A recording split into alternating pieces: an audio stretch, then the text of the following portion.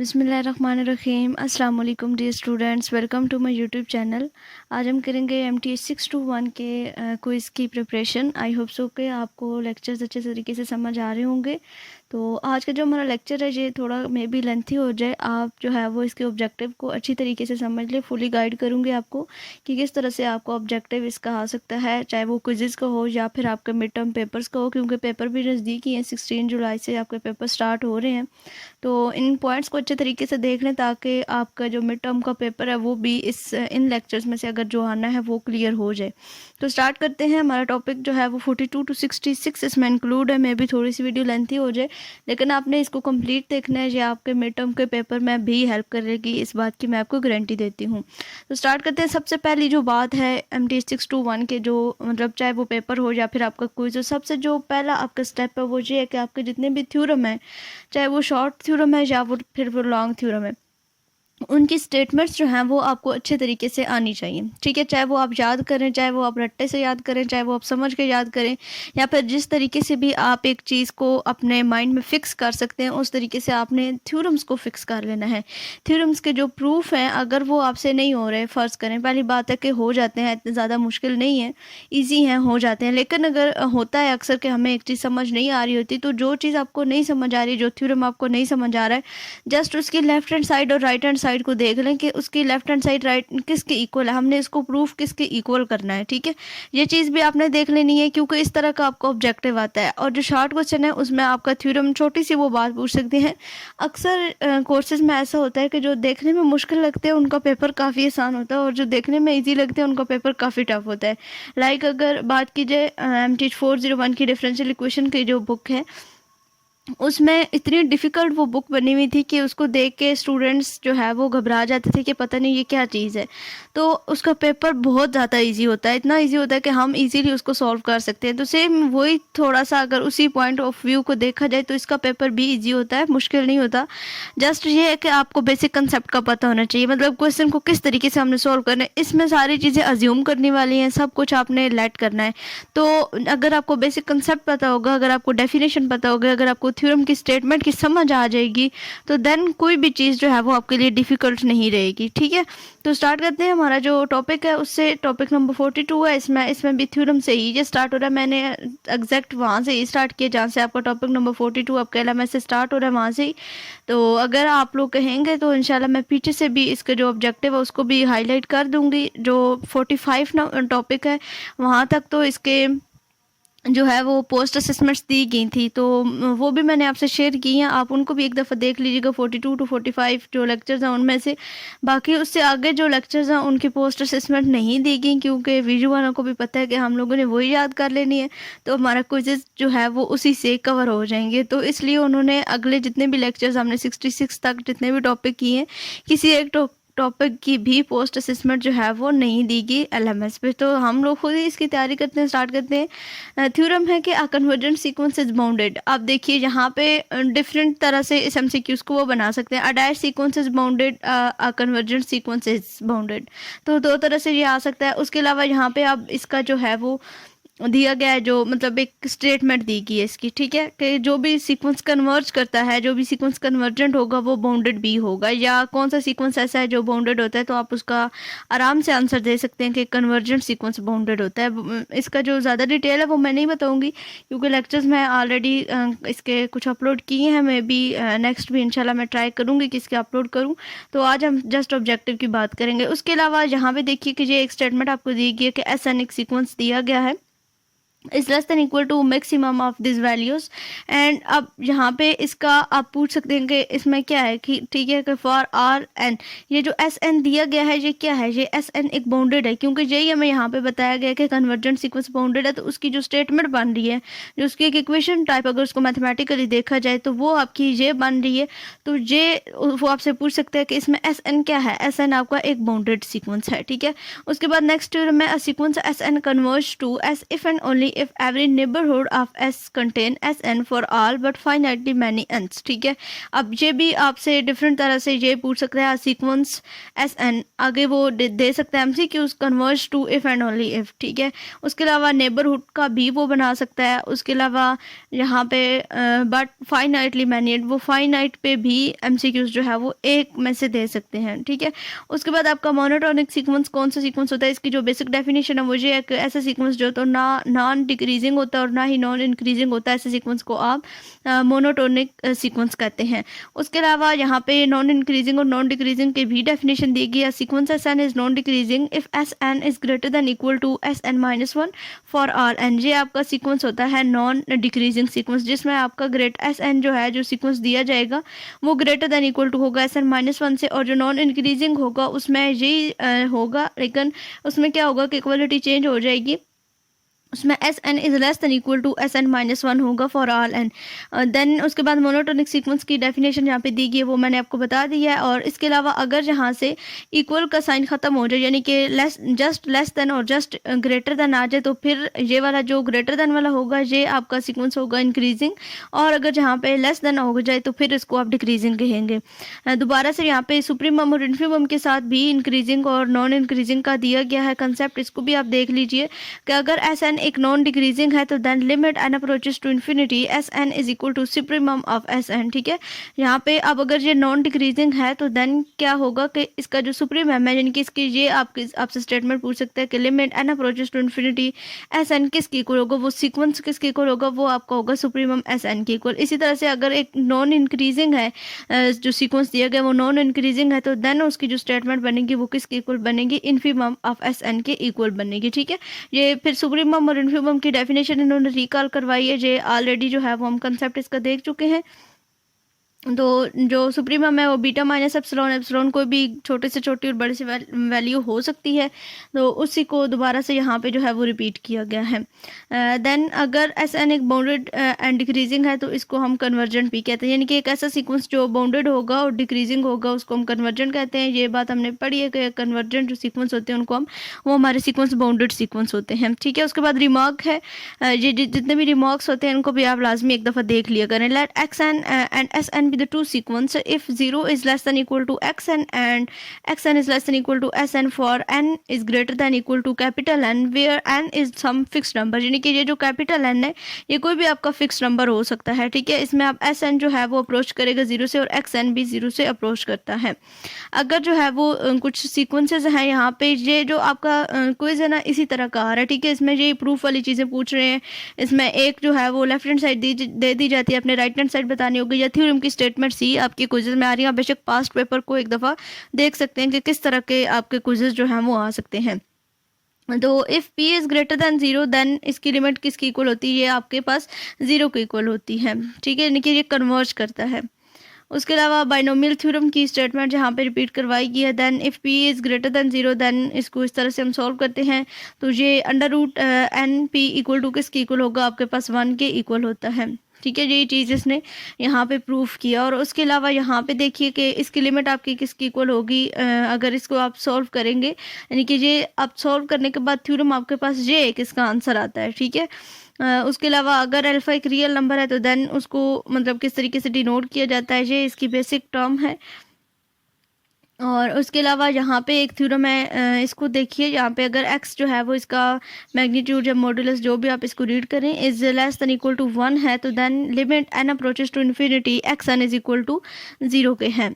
Then उसके अलावा ये बहुत इंपॉर्टेंट टर्म्स हैं, इनमें से अक्सर MCQs जो हैं वो आपके आते हैं कि अगर कोई भी इस तरह का आपको दी जाए limit n approaches to infinity SCNS तो CSN, तो वहाँ पे जो उसके नीचे आपका जो बेस में दी गई होगी, जो सबस्क्रिप्ट दिया गया होगा वो आपका ख़त्म हो जाएगा। देन जस्ट जो आपके एंगल में या लिमिट के अंदर जो आपके पास चीज़ आ रही है वो आपके इसमें के आंसर में आ जाएगी। ठीक है, इसी तरह से ये पॉजिटिव है तो इन दोनों के साथ से n ख़त्म हो जाएगा तो जस्ट s प्लस n आ जाएगा। अगर यहाँ पे नेगेटिव है तो यहाँ पे नेगेटिव में आ जाएगा। अगर ये दोनों मल्टीप्लाई हो रहा है तो सिंपल ये दोनों ST मल्टीप्लाई में आ जाएगा। अगर ये डिवाइड हो रहा है तो सिंपल यही दोनों एलिमेंट, ज़रूरी नहीं कि यहाँ पे S और T हो, यहाँ पे कुछ भी हो सकता है। आपको बेसिक टर्म जो है वो पता होनी चाहिए कि इनका जो सबस्क्रिप्ट है ये ख़त्म हो जाता है और सिंपली ये इनको हम यहाँ पे राइट कर देते हैं इसके सोल्यूशन में। उसके अलावा आपसे ये आप पूछ सकते हैं कि ये आपको एक सीक्वेंस दिया जा सकता है कि इसकी जो लिमिट है वो कौन सी है, ठीक है। अब इतना टाइम तो नहीं होता कि हम क्विज में लिमिट फाइंड करना जो है वो स्टार्ट कर दें, तो इसकी जो है वो आप एंड पे जो इसका सोल्यूशन है वो क्या है, आपके पास ट्रू निकलता है। आप इसके प्रूफ को भी लाजमी देखिएगा, इस तरह के क्वेश्चन आपके पेपर में पूछे जा सकते हैं, ठीक है। तो फिलहाल जस्ट इतना ही क्विजेस के लिए कि जो आपको एक थ्योरम दिया गया उसका फाइनल आंसर आपका क्या होगा, जिस तरीके से मर्जी आप इसको याद रखें वो आपका 2 आएगा, ठीक है। इसी तरह से आपको ये अगर आपका सीक्वेंस आ जाए तो इसको सॉल्व करने से इसकी लिमिट्स कैसे निकाली जाती हैं वो आपकी 1/6, जैसे कि MT 603 का क्विज हुआ है, उसमें भी बहुत लेंथी क्वेश्चन दिए गए थे क्विजेज में। किसी का इन्वर्स फाइंड करना था, किसी को बड़े मैट्रिक्स थे 3/3 के, उनको मल्टीप्लाई करना था। तो इतना टाइम हमारे पास नहीं होता ड्यूरिंग क्विज कि हम जो है वो एक पूरे क्वेश्चन को सॉल्व करने के लिए बैठ जाएं। तो बेसिक जो है वो आप इसमें टिप्स याद रखा करें कि आप किस तरीके से अपना क्विज इजीली सॉल्व कर सकते हैं। देन उसके बाद सब सीक्वेंस है, सीक्वेंस ट्री के जो सब सीक्वेंस ऑफ एस, यानी कि सीक्वेंस के अंदर से ही एक सीक्वेंस निकालना, ठीक है। सीक्वेंस के अंदर से ही एक सीक्वेंस जो निकलता है उसको आप सब सीक्वेंस कहते हैं, और इसको इस तरीके से आप डिनोट करते हैं। ये आप एन के नीचे आप एक और सबस्क्रिप्ट इसका देख रहे हैं कि N K is increasing infinite sequence of integer in the domain of S N, ठीक है। ये क्या है, एक इंक्रीजिंग इनफाइनाइट सीक्वेंस है। उसके अलावा यहाँ पे डिफरेंट आपको सीक्वेंस दिए गए हैं कि एस एन का जो सीक्वेंस है वो इस सीक्वेंस के इस सीरीज के इक्वल होता है। S2 के अगर आ जाए तो वो आपके पास इसके इक्वल है। ये आप किस तरीके से आप याद रखेंगे कि जो आपको सीक्वेंस दिए जाएंगे उनके जो पॉइंट मतलब अप टू सोन उनकी टर्म्स चल दी जाएंगी, जहाँ पे वो स्टॉप हो रहे होंगे या दरमियान में कहीं पे आपको एक जो है वो इसका एंड दिया जाएगा। तो यहाँ पे जो सीक्वेंस होगा जो दिया गया होगा वो उसके हिसाब से आपने फिर इसको देखना है और उसका करेक्ट ऑप्शन आपने लगा देना है। The sequence S N is defined by S N का सीक्वेंस किस तरह से डिफाइन किया जाता है, ये इसका ये आपका जो है वो ऑप्शन होगा। देन अगर 2 के आ जाए तो 1 + √2 के। देन उसके अलावा लिमिट की अप्रोचेस टू इन्फिनिटी, तो 2 के आपका किसकी इक्वल होता है, 1 की इक्वल होता है।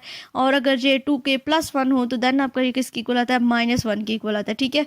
अगर जो है वो S N equal to S हो तो फिर S N K equal to किसके आएगा, आपके पास एस के इक्वल ही आएगा, ठीक है। फॉर एवरी सब सीक्वेंस एस एन के ऑफ एस एन। उसके अलावा यहाँ पे नॉन इंक्रीजिंग और नॉन डिक्रीजिंग की दोबारा से रिकॉल करवाएंगे डेफिनेशंस। एंड उसके अलावा यहाँ पे the set of term of S N K is contain in the set of the term S N. तो इसको इस तरीके से आप डिफाइन करते हैं कि supremum of S N is greater than equal to supremum of S N K, ठीक है। उसके अलावा अगर जो है वो ये नॉन डिक्रीजिंग होंगी तो then supremum of S N is greater than equal to less than equal to supremum of S N K. और अगर ये नॉन इंक्रीजिंग यहाँ पे आपके पास आ जाता है तो देन इसी का जो है वो यहाँ पे आपका इन्फीमम आ जाएगा। ये चीज़ हमने पीछे देखी है नॉन डिक्रीजिंग और नॉन इंक्रीजिंग की। जब नॉन डिक्रीजिंग होता है तो आपका सुप्रीमम आता है, जब नॉन इंक्रीजिंग होगा तो वही चीज़ आपकी इन्फीमम में कन्वर्ट हो जाएगी। उसके अलावा पॉइंट एक्स बार, ठीक है, यहाँ पे x bar is a limit point of a set S if and only if there is a sequence xn of the point in S such that xn is not is equal to x bar for n is greater than equal to 1 and then यहाँ पे आ जाएगा limit N approaches to infinity and X N is equal to X bar. इस ये x बार क्या है, इसका हम आगे कंसेप्ट देखते हैं कि एक्स बार किस चीज़ के लिए हम यूज़ करते हैं। देन दोबारा से हमारे पास आ जाएगा X N is bounded and X N has the convergent subsequence. अगर जो है वो एक्स एन एक बाउंडेड है, ठीक है जी, हमने देखा है पहले भी कि कन्वर्जेंट सीक्वेंस आपका बाउंडेड सीक्वेंस होता है। अगर एक्स एन बाउंडेड है तो देन इसका जो सब सीक्वेंस होगा वो भी कन्वर्जेंट होगा। और इसके बाद अगर एक्स एन अनबाउंडेड अबव है तो देन इसका जो लिमिट होगा इसको किस तरीके से डिफाइन करेंगे, ये इक्वल टू इन्फिनिटी आएगा। और अगर ये अनबाउंडेड बिलो होगा तो देन इसका किसके इक्वल आएगा, ये नेगेटिव इन्फिनिटी के इक्वल आएगा। उसके बाद लिमिट सुपीरियर और लिमिट इन्फीरियर क्या है, ये जो एस बार है इसकी डेफिनेशन देखते हैं। इनके ये जो एस बार हमने पिछले वाले थ्योरम में देखी है वो किसकी डेफिनेशन थी, वो लिमिट सुपीरियर की डेफिनेशन थी। Let S N is bounded above and does not diverge to minus infinity then there is a unique real number S bar such that if epsilon is greater than equal to 0, ठीक है। इसी तरह से इसको यहाँ पे define करने के तरीके, अगर लार्ज एन के लिए जो है वो इसका लेस देन आएगा और फॉर इनफाइनेटली जब मैनी एन्स होंगे तो ये जो है ये ग्रेटर देन इसके आ जाएगी। और अगर ये अनबाउंडेड बिलो होती है इन्फिनिटी से तो देन जो है वो किसके इक्वल ये आ जाएगा, S N is less than greater than equal to, अब यहाँ पे ये इन्फीरियर की प्रॉपर्टी यूज़ हो रही है, एस के नीचे 12 तो इट्स मीन कि ये इन्फीरियर के लिए यूज़ हो रहा है, माइनस एप्सिलॉन, यानी कि एप्सिलॉन कोई भी एक छोटा नंबर हो सकता है या बड़ा नंबर हो सकता है जिसको हमने इसमें से माइनस कर दिया, और जब इनफाइनेटली मैनी एंस के लिए करेंगे तो देन यही चीज़ जो है वो पॉजिटिव में कन्वर्ट हो जाएगी। उसके बाद आगे देखें तो यहाँ पे S bar is only the real number with the stated properties, अगर जो है वो T is greater than S bar हो तो फिर आपके लिए ये इनक्वालिटी इसके लिए होल्ड करती है, इसको आपने देख लेना है। देन अगर ये लेस देन एस जो है वो बार यानी कि इन्फीरियर जो है वो लेस देन हो टी से, तो देन इसके लिए ये प्रॉपर्टी सेटिस्फाई करती है। और इस थ्योरम को theorem are called the limit superior and limit inferior respectively of S N denoted by, इसको इस तरह से डिनोट किया जाता है लिमिट सुपीरियर को, और ये आपका होगा लिमिट इन्फीरियर। ठीक है, जिस तरह सुप्रीमम और इन्फीमम का था इसी तरह से ये भी है, इन दोनों को मिक्स नहीं करना। यहाँ पे आपका जब एस बार होगा तो इट्स मीन कि वहाँ पे सुपीरियर की बात हो रही है, और जब एस के नीचे वाली साइड पे बार होगी तो इट्स मीन कि वहाँ पे लिमिट इन्फीरियर की बात हो रही है। इसी तरह से limit superior S N equal to किसकी होगा, इन्फिनिटी की होगा, अगर जो है वो S N is not bounded above होगा।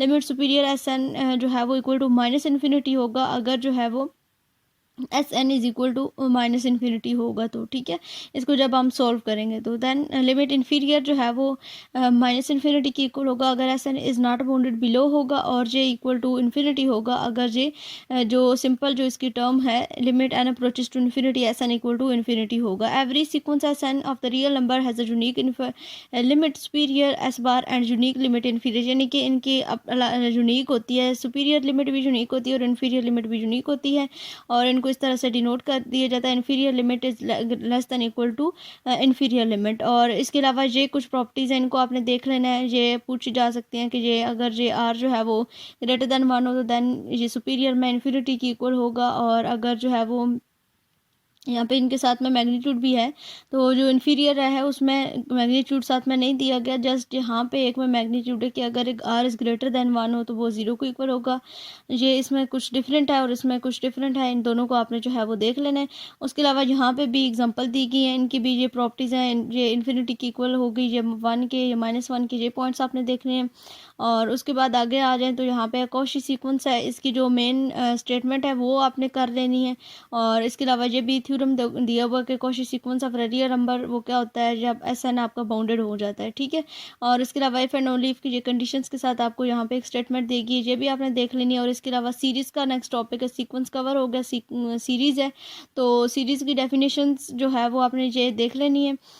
ये इसका जो है वो मतलब बेसिक जो पॉइंट है, जो स्टेटमेंट जिस तरह से पीछे हमने देखी है उसी तरह से इसको करना है। सीक्वेंस ऑफ पार्शियल सम क्या है, finite sum N is the nth partial sum of this, ये सीक्वेंस है, ये आपका डाइवर्जेंस के लिए होगा कि टू इन्फिनिटी डाइवर्ज, तो वी से दैट हम इसको इस तरह से लिख सकते हैं, अप टू n टर्म्स तक हम इसको ले जा सकते हैं, और फिर इसको पॉजिटिव इन्फिनिटी और नेगेटिव इन्फिनिटी दोनों के लिए अलग अलग से हम जो है वो लिख सकते हैं।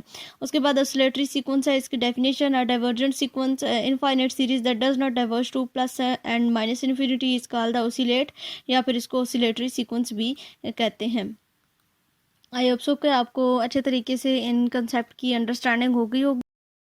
नेक्स्ट हम देखें तो अगला जो हमारा है वो हमारे पास ये एक इक्वेशन है कि अगर आर का जो मैग्नीट्यूड है वो हो ग्रेटर देन 1, तो यहाँ पे आपके पास ये इसकी फॉर्म बनती है और ये डाइवर्ज करता है, और अगर जो है वो जस्ट जो आर है वो आपका ग्रेटर देन हो 1 से, तो देन जो है वो इसकी ये फॉर्म बनती है इज इक्वल टू ये आपका इन्फिनिटी की होता है। उसके बाद N term of the sequence of partial sum, इसका जो स्टेटमेंट है ये आपको आनी चाहिए कि ये स्टेटमेंट आपकी किसकी इक्वल होती है।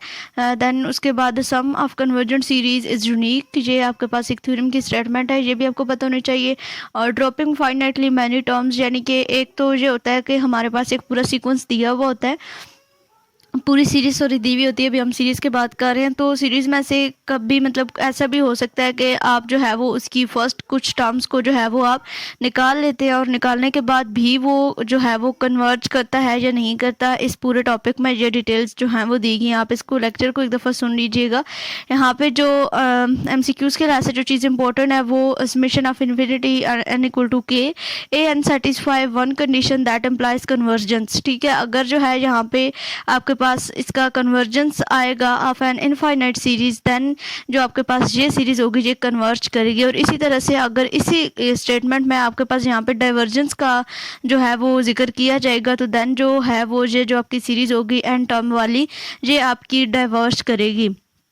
उसके बाद सेम इसी तरह से यहाँ पे एक टर्म दी गई है, इसमें इन्होंने बोला है कि do not satisfy this condition for all N is greater than equal to 1, यानी कि एन की जो वैल्यूज़ है वो अगर हम ग्रेटर देन इक्वल टू 1 रखते जाएँ तो ये इस चीज़ को जो है वो सेटिस्फाई नहीं करती कि मतलब जैसे कि यहाँ पे हमारे पास था कि फर्स्ट कुछ टर्म्स को अप टू 100 टर्म 10 टर्म्स या 5 टर्म्स को हम किसी सीरीज़ में से निकाल देते हैं तो देन फिर भी वो कन्वर्ज करता है या नहीं करता, ठीक है। तो यहाँ पे भी यहाँ पे ये जो स्टेटमेंट है ये उसको सेटिस्फाई नहीं करती, ठीक है। उसके बाद अगला आपका थ्योरम है the series summation of A N converges if and only if for every epsilon is greater than equal to 0 there is an integers, के वहाँ पे आपके पास एक इंटीजर भी एग्जिस्ट करता है हर एक एप्सिलॉन के लिए। और यहाँ पे आपके पास एक स्टेटमेंट है कि summation of n a n converge if and only if a N converges, यानी कि जो आपको सीरीज दी गई होगी वो कन्वर्ज करेगा, तो देन जब आप उसका सम करेंगे पूरी सीरीज का तो तब वो भी कन्वर्ज करेगी। और इसके अलावा ये जो सीरीज़ होती है ये आपकी डाइवर्जेंट सीरीज़ होती है, ये आपकी हार्मोनिक सीरीज़ भी आप इसको कहते हैं। और इसके अलावा अगर एम एक कांस्टेंट है तो इसको फाइंड किया जा सकता है with n positive integers n plus 1 divided by 2 is less than equal to greater than m। और अगर जो है वो n के लिए इसको देखा जाए तो s2n is greater then n plus 1 divided by 2 is greater than m आ जाएगा। उसके बाद आगे यहाँ पे एक स्टेटमेंट है इसकी, अगर जो है वो summation of A n converge करता है तो देन जो इसकी लिमिट है वो किसकी इक्वल होगी, ये आपके पास 0 की इक्वल होगी, ठीक है। ये स्टेटमेंट ये कन्वर्जेंस का जो है वो बेसिक थीम है कि जो आपके पास जब उसके ऊपर आप लिमिट लगाते हैं किसी भी फंक्शन की सीरीज़ के ऊपर तो वो इक्वल टू आपके पास किसके आता है, 0 के आता है। लेकिन ये यहाँ पे एक जो है वो दी गई है, एक केयरफुल रहने के लिए एक हिंट दिया गया है कि ये हमारे पास एक नेसेसरी कंडीशन है कि अगर जो है वो limit N approaches to infinity हो, एन इज इक्वल टू 0 हो, तो ये एक नेसेसरी कंडीशन है, ये एक सफिशिएंट कंडीशन नहीं है। और ये मैंने आपको बताया कि ये एक आपकी हार्मोनिक सीरीज होती है, इसको आप जो है वो लिखते हैं, और ये एक डाइवर्जेंट सीरीज होती है, ठीक है। और उसके अलावा ये भी आप देख लें कि अगर ये कन्वर्ज करता है for each epsilon is greater than equal to 0 तो देन ये सीरीज आपके किसकी इक्वल होगी, 0 की इक्वल होगी।